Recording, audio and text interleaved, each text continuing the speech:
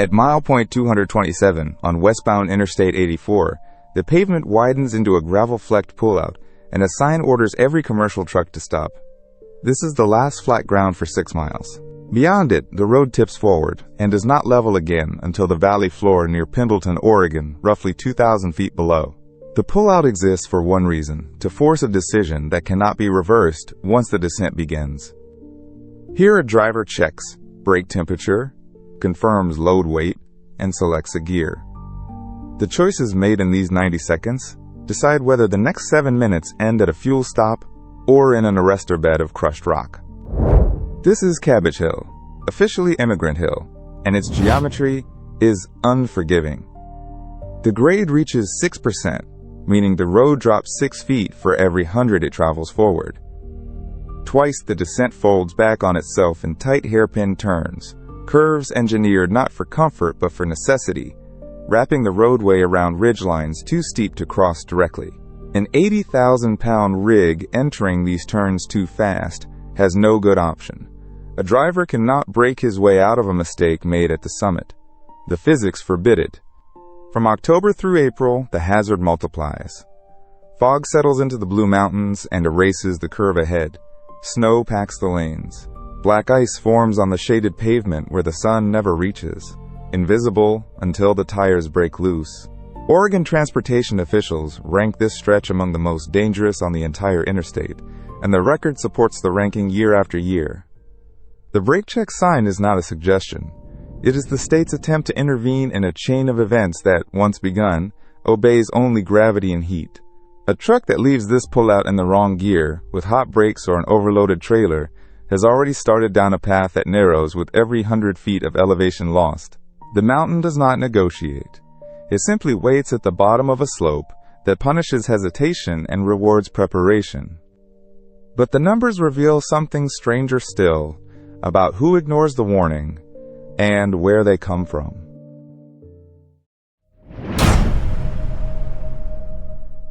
Study the crash reports from Cabbage Hill, and a pattern emerges that has nothing to do with luck. A large majority of the trucks that lose control here belong to out-of-state carriers. Drivers hauling freight through Oregon who have never seen this grade before. They arrive from flat interstates in the Midwest, from routes where a downgrade means easing off the accelerator, not shifting into the lowest gear a rig will hold. They read the 6% sign and underestimate it, because 6% on a 2-mile hill is survivable on service brakes alone. 6% sustained over 6 miles is not. The mountain punishes that misunderstanding with brutal consistency. Brake problems contribute to roughly 59% of the crashes on this hill. That figure is not about mechanical failure in the sense of worn parts or broken lines. It is about brakes that were working perfectly at the summit and then overheated to uselessness partway down, converted from steel and friction into smoke and helplessness by a driver who kept pressing the pedal. The other crashes involve speed, ice, and the hairpins, but the brake failures dominate, and they cluster among those who did not know what they were driving into. Oregon has designated this section one of the most hazardous on the interstate system, and the designation carries weight. It means signage, escape ramps, mandatory checks, and a documented history of wreckage. Local drivers know the hill by reputation. They downshift at the top, ride the engine, and never touch the service brakes for long. They treat mile point 227 as sacred. The strangers, the ones passing through on a schedule, treat it as an inconvenience. That gap in knowledge is the difference between a routine descent and a runaway. The hill does not care about the freight or the deadline or the 1,000 miles already driven. It measures only one thing: whether the driver understood the terrain before committing to it. To understand why this particular slope became such a killer, you have to understand why the mountain is here at all, and why the road was forced to climb it the way it does. Cabbage Hill is a shoulder of the Blue Mountains, a rugged uplift in northeastern Oregon that forced everyone who ever crossed it to pay a toll in effort and risk. Its official name, Emigrant Hill, points backward more than a century and a half, to the wagons of the Oregon Trail that struggled up and down this same slope in the 1840s and after. For those emigrants, the grade was a life-or-death obstacle. Descending it, they chained wheels to lock them solid and dragged trees behind their wagons as brakes, because a runaway wagon on this incline meant death for the oxen, the freight, and often the family riding it. The problem those emigrants faced has never gone away. The mountain is simply too steep to cross gently. The Blue Mountains rise abruptly from the surrounding plateau, and the route down toward the Umatilla Valley must shed roughly 2,000 feet of elevation in a short horizontal distance.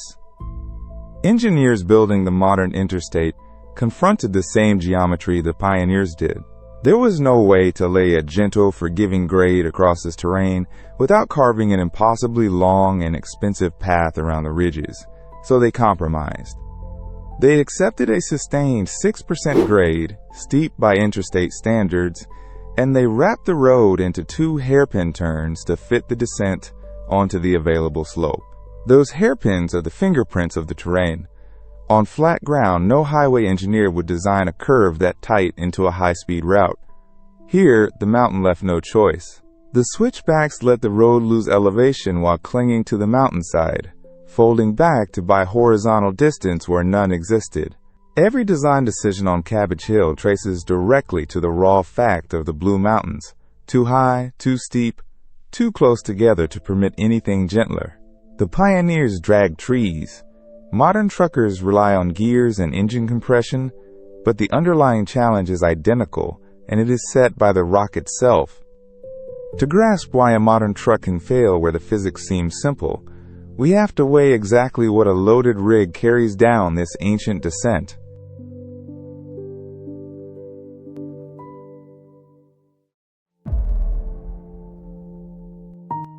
A fully loaded semi weighs up to 80,000 pounds, the federal limit for most interstate travel. On flat ground, that mass is a manageable problem. The engine pushes it forward, the brakes slow it down, and the two forces stay in comfortable balance. On Cabbage Hill, that balance collapses, because the road itself becomes an engine. When a 40-ton truck sits at the summit near mile point 227, it holds an enormous store of potential energy, the energy of position, of height above the valley. Every one of those 2,000 feet of elevation represents energy waiting to be released. The moment the front wheels cross the crest and the road tips downward, gravity begins converting that potential energy into kinetic energy, the energy of motion. The truck speeds up not because the driver wants it to, but because physics demands it. Gravity, not the diesel engine, is now the driving force. Consider the scale of what is being managed. The kinetic energy of a moving object rises with the square of its speed. A truck at 40 miles per hour carries 4 times the energy it held at 20. Double the speed again, and the energy quadruples once more. On a sustained 6% grade 6 miles long, gravity feeds energy into that mass continuously, relentlessly, second after second. Nothing about this is gentle or brief. It is a steady, accelerating pressure that never lets up until the road levels. That energy has to go somewhere. It cannot simply vanish. Either the truck sheds it gradually through controlled resistance, or it accumulates as raw speed until something breaks. The only forces available to remove it are engine compression, the friction of the brakes, and, at the worst extreme, a collision or an escape ramp. A driver descending Cabbage Hill is not really steering a vehicle. He is managing an energy budget, deciding moment by moment how to dissipate the 2,000 feet of stored height without letting the total overwhelm his equipment. And when a driver chooses the wrong tool to spend that budget, when he leans on the service brakes alone, the physics of heat begins its own merciless accounting.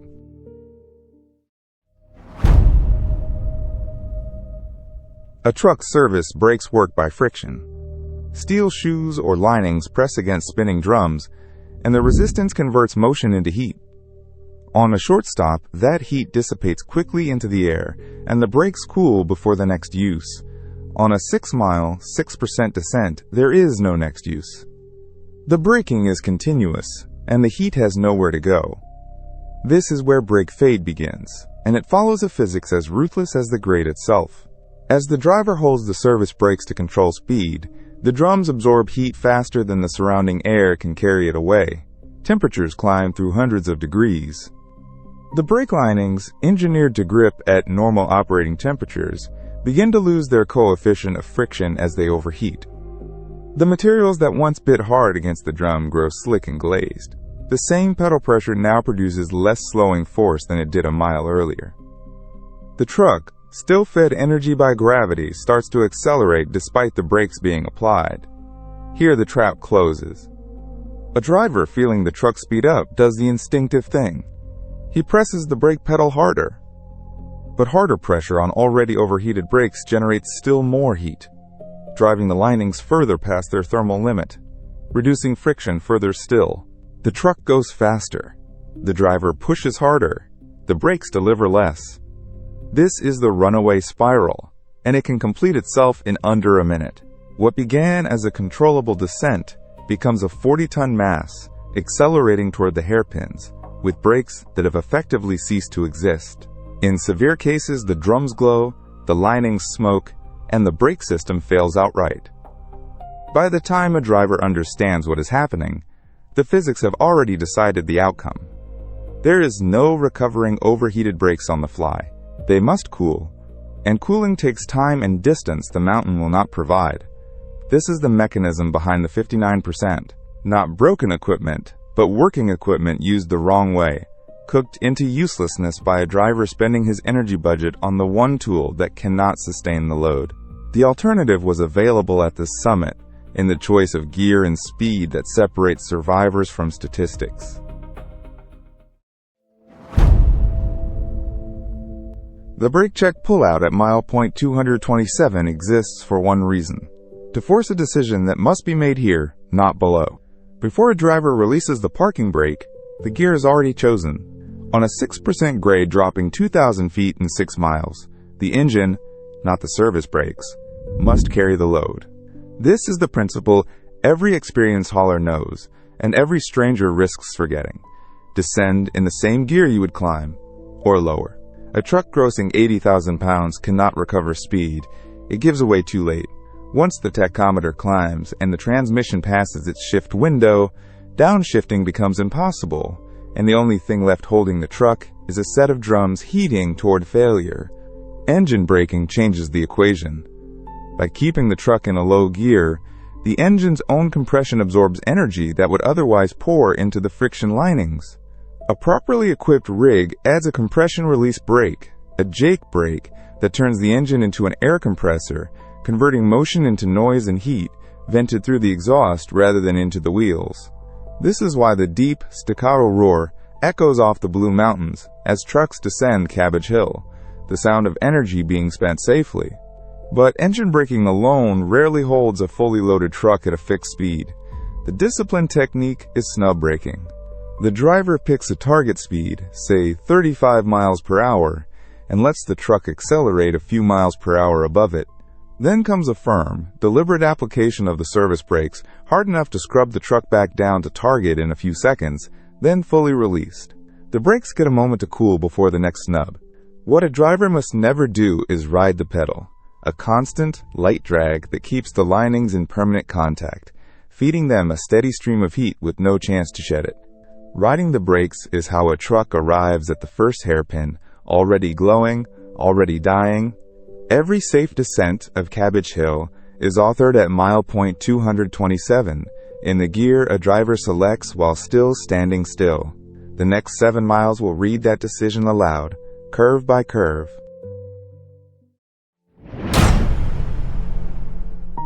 The truck releases its brakes at mile point 227, and the road tips downward. In the first minute, gravity takes over. The driver, in a low gear, feels the engine's compression pushing back, the Jake brake growling. Speed settles near 35. So far, the numbers hold. Minute 2. The grade steepens toward its full 6%. The trailer's mass begins to argue. Speed creeps to 38, then 40. The driver executes the first snub. A firm push. 4 seconds. Release. The needle falls back to 34. The linings are warm now, but they had time to breathe. Minute 3 brings the first sweeping bend, and beyond it the terrain that gave engineers no gentle option. The truck holds its lane. A rig ahead, brake lights glowing steady rather than pulsing, tells a different story. Someone is riding the pedal. That trailer will not reach the bottom the same way this one does. Minute 4. The drums on the disciplined truck sit around 400 degrees. Hot, but far from the 600 plus where fade begins to bite. Each snub costs a little more distance to recover, but the pattern is stable. The driver is not fighting the hill. He is spending its energy on schedule. Then the first hairpin arrives near mile point 223. The road doubles back on itself, and every decision made at the top is now audited in real time. A truck carrying too much speed here cannot simply brake harder. The geometry punishes hesitation. This driver enters at 30, engine holding, and the trailer tracks the curve without drama. The second hairpin follows. Same discipline, same result. Minute 6. The runaway rig ahead is gone from view, its brake lights having flickered and faded, the visible signature of linings that quit. Somewhere below, that driver is reaching for the only thing left. The disciplined truck rolls on, drums stabilized, speed obedient, the valley opening ahead.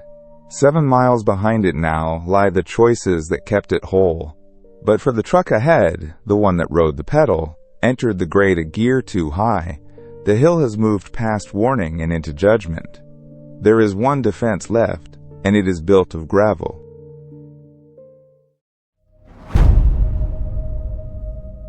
When brake fade has run its full course, when the pedal sinks to the floor and the truck accelerates against a driver's hardest effort, Cabbage Hill offers a final defense.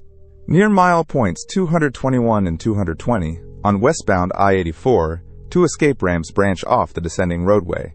They are not shoulders or turnouts. They are engineered arrestor beds, designed to catch a machine that can no longer catch itself. An arrestor bed is a lane of loose aggregate. Smooth, rounded gravel piled deep, often 2 feet or more. It works on physics the failed brakes could not deliver. When a truck's tires plunge into the bed, the gravel offers no firm surface to roll across. Instead, the wheels sink, and the aggregate flows and displaces around them, absorbing kinetic energy through rolling resistance and the constant work of shoving stone aside. Many beds are also graded uphill, adding gravity back as an ally, converting speed into elevation until the truck coasts to a halt. The deceleration is violent but survivable, far better than a hairpin taken at 70. The escape ramp is the reason the 2-foot gravel exists on this mountain. It is the last line written for a driver who ran out of every earlier choice. But reaching it demands one final act of judgment. A runaway truck must commit to the ramp early, while it can still be steered into the entrance. Drivers who hesitate, who hope the brakes will return, who pass the first ramp near mile point 221 gambling on the second near 220, narrow their own margin with every second. By the time doubt resolves, the entrance may be behind them, and the next curve ahead. The ramps stop trucks on Cabbage Hill every year. Each successful arrest is a story that ended in a gravel bed rather than a wreck below. Yet the escape ramp is an admission, not a plan. A driver who uses it has already lost the descent.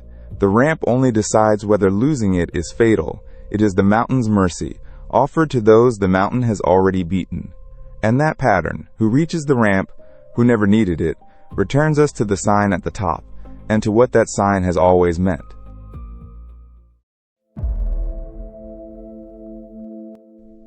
Return now to mile point 227 to the brake check sign where this began. It is a modest thing, metal, paint, a mandatory pullout, but it carries the entire weight of what lies below. Read against 7 miles of consequence, the sign is no longer a suggestion. It is a verdict waiting to be earned or lost. The pattern of who crashes on Cabbage Hill is not random. A large majority of the wrecks involve out-of-state commercial carriers, drivers unfamiliar with the descent, meeting at 6% grade and 2 hairpins for the first time. And brake problems contribute to roughly 59% of the crashes here. Put those 2 facts together and the story clarifies. This is not, primarily, a hill that defeats machines. It is a hill that defeats strangers, Drivers who did not know to select the low gear, who rode the service brakes into fade, who learned the geometry only when it was already too late to unlearn a speed. The local hauler and the veteran know the sign means what it says. They descend in the gear they would climb, let the engine and the jake brake carry the load, snub and firm pulses, and reach the valley with cool drums and no drama. The stranger, trusting the pedal that served on flatter ground, discovers at the first hairpin that the pedal has quit, and reaches, if there is time, for 2 feet of gravel near mile points 221 and 220. Oregon calls this one of the most hazardous sections of the interstate. Worse still, under the fog, snow, and black ice that grip the Blue Mountains from October through April. But hazard is not the same as chance. Every element of survival here, the gear, the speed, the technique, the humility to respect a grade you have never driven, is chosen in advance, standing still before the road ever tips downward. The descent only reads back the decision already made. That is the truth the brake check sign has always held, and the truth Cabbage Hill writes into its record every single year. The wreck below and the safe arrival are settled miles above, at a pullout where nothing has yet gone wrong. The hill is one at the top.